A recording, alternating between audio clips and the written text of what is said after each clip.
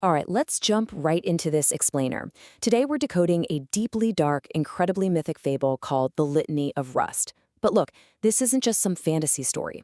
We're going to conduct a full mythic autopsy here. If you're a student of Nietzschean philosophical critiques, you are absolutely going to want to pay attention because we're going to uncover some massive, hard-hitting ideas about modern culture, personal strength, and the elaborate stories we tell ourselves just to avoid reality. We begin our story in media res, right in the middle of the action. We're looking at these pale gatherers who are literally worshiping the decay of their own ship's anchors. The story says they knelt before the anchor's corrosion and called it patience. They called it grace.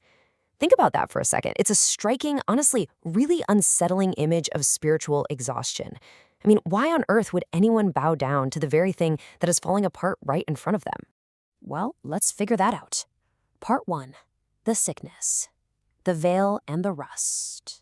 To understand why an entire society would worship its own decay, we really have to examine what's called their inverted liturgy. Normally, a liturgy is a religious service designed to uplift, right? But here, it's a public work whose actual true labor is the private disarming of the individual's instinct for self-preservation, and they dress it all up as this beautiful act of collective devotion. The crazy thing is, the gatherers in this fable don't even need to actively believe in the fabricated true sky stretched above their heads.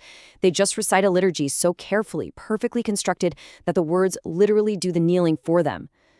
This is where the anchor metaphor comes in, and it maps onto our modern cultural decline perfectly. An anchor was originally this iron instinct, your personal strength meant to hold a life in place against the brutal storms of reality. But in this culture, that slow orange corrosion is completely rebranded as a crowning virtue. Rust is praised as patience and constancy, but that completely masks the dark philosophical reality, which is the slow dissolution of natural instinct. Meanwhile, true strength, the natural desire to hold firm and thrive, is suddenly shamed. They treat it like a disease of self-love, like it's some sort of moral failing to actually want to be strong. So who is doing this? Part 2. The culprits. The unweavers versus the sun. A system this manipulative doesn't just happen. It requires architects. Enter a mysterious priesthood known as the unweavers. The catch is, they weave nothing and unweave nothing. Their true power is pure, active linguistic manipulation. They tend this artificial silk veil above the society, utilizing interpretation to construct what the fable calls a durable architecture of inertia. Contrast them with the gatherers, who are characterized entirely by passive devotion. The gatherers are governed by this fabricated true sky, and through language alone, they are gently, liturgically made to feel ashamed of wanting to be strong. But you gotta ask, why build the silk veil in the first place? Well, it was built for escaping ontological violence. I know, that's a heavy phrase, but basically, the unweavers built the veil to block out the fierce, affirmative, wild sun. Why? Because the gatherers were terrified of the ontological violence of an indifferent, struggling reality. You see, the real world offers no grammar of consolation for our suffering. It demands struggle and pain as the absolute price of growth. And honestly, they just couldn't handle that. This sequence perfectly traces the story's trajectory of decay, going right from the initial silk veil all the way to the final hammer strike we'll talk about later. It begins with an accident of history, just a single generation's fear of the sun and struggle. To protect themselves, they weave the veil, creating a grammatical shield against reality. Then comes the rise of the unweavers, a priesthood formed to administer that fear, generation after generation. And finally, the Litany of Rust is composed.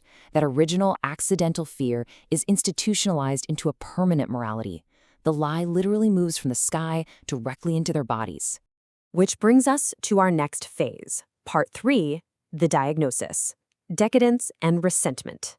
The primary illness the gatherers suffer from is decadence. And in this context, we're not talking about eating too much rich food or living in luxury. We are talking about a state of profound spiritual exhaustion. It's when a culture worships the very rust eating its anchors, mistaking their own internal decay for some sacred piece of the soul. Calling the eating of your own instincts a sacrament, rather than calling it what it really is, a quiet failure, is the ultimate red flag of a decadent society. And this decadence, it is entirely fueled by ressentiment, a deep-seated, simmering hostility towards strength and vitality. But resentment can't survive on its own. It requires a priesthood to become permanent. It needs an architecture. By turning a single generation's fear into an enduring generational morality, resentment creates a system specifically designed to permanently cripple natural vitality. It elevates victimhood while deeply, deeply shaming any form of active self-creation. We see this exact conflict between natural instinct and morality perfectly illustrated in the orchard metaphor. In this decadent system, traditional morality acts as a hostile, anti-natural force. Vice is defined as tending to your own natural growth.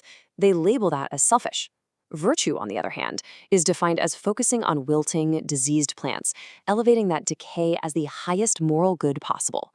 It literally defines virtue as the inability to endure the wheat of your own abundance. Okay, so things look pretty bleak. How do we fix this? Part 4, the cure. The hammer and transvaluation. To shatter this massive architecture of denial, enter the traveler wielding the philosophy hammer. Now actually, scratch the idea of a giant blunt sledgehammer used for blind destruction. The philosophy hammer serves as a diagnostic tool. Think of it more like a tuning fork. The traveler uses it to strike and expose the hollow idols of this morality, revealing to everyone that the things society worships are actually totally empty and life-denying. The ringing of that hammer signals a complete transvaluation of all values. It's a total flip. We have to overturn the worship of decay entirely. We have to stop mourning life's suffering and seeking constant consolation. Instead, we have to celebrate life in its raw, active, affirmative power. We must judge a branch holy simply because it bears its own abundance, not because it's wilting. But to achieve this, we really have to get our hands dirty. We must prune the cemetery. And what that means is actively cutting away the sickness, literally chopping off the dead wood of these life-denying ideals that have been protected for way too long under the guise of virtue. By tearing down that silk veil and pruning away all the dead wood, the living can finally, truly grow again. Now, yes, it is going to be under the fierce, stinging, and totally unfiltered glare of reality. The wild earth offers absolutely no grammar of consolation, but it is deeply, profoundly affirmative simply because it is real. Which brings this whole explainer directly to you. Where are you letting the rust eat your own anchors? Look around our modern world and then, look in the mirror. Where are we praising passivity? Where are we shaming strength? Where have you accepted the litany of rust as patience or grace, when in reality it's just your own natural instincts dissolving? It might just be time to pick up the hammer. Thanks so much for joining me on this one, and I'll see you next time.